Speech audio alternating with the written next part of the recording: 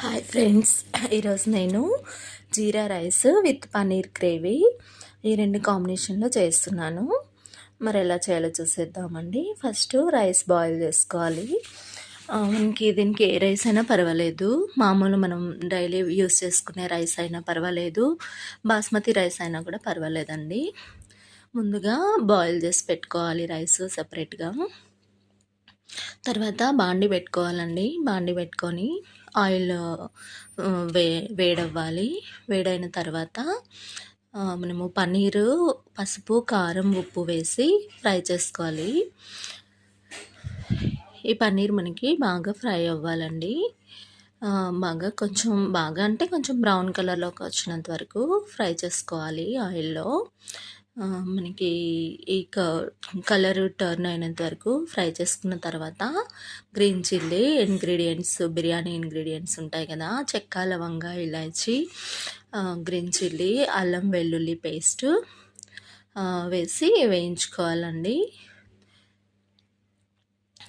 ఇది బాగా ఇంగ్రీడియంట్స్ అన్నీ బాగా ఫ్రై అవ్వాలి మనకి ఇందులోనే.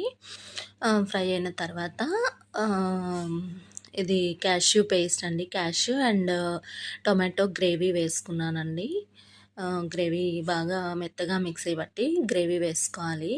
వేసుకొని ఈ గ్రేవీ మన పన్నీర్కి బాగా పట్టేంత వరకు మిక్స్ చేసుకొని ఫ్రై చేసుకోవాలి. ఈ విధంగా బాగా కుక్ అవ్వాలండి. మనకి ఈ గ్రేవీ కొంచెము బాయిల్ అవ్వాలి. ఇలా బాయిల్ అయిన తర్వాత ఇందులో తగినంత పసుపు, కారం, ఉప్పు చూసుకోవాలండి. మనం చూసుకొని మళ్ళీ సరిపోకపోతే వేసుకోవాలి. వేసుకున్న తర్వాత ఫైనల్గా కసూరి మేతి కొంచెం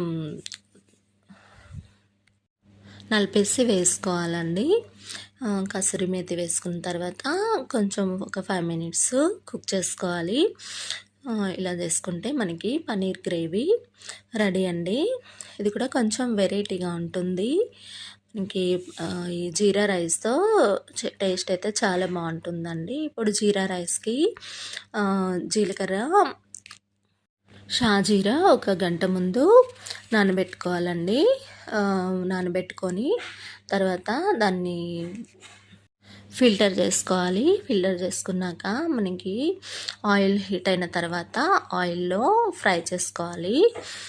కొద్దిగా ఫ్రై అయిన తర్వాత మనకి అన్నీ తరిగి పెట్టుకోవాలండి. అల్లం వెల్లుల్లి పేస్టు, గ్రీన్ చిల్లీ, పచ్చిమిర్చి, ఆనియన్స్, క్యారెట్, బీన్స్, మనకి ఏ వెజిటబుల్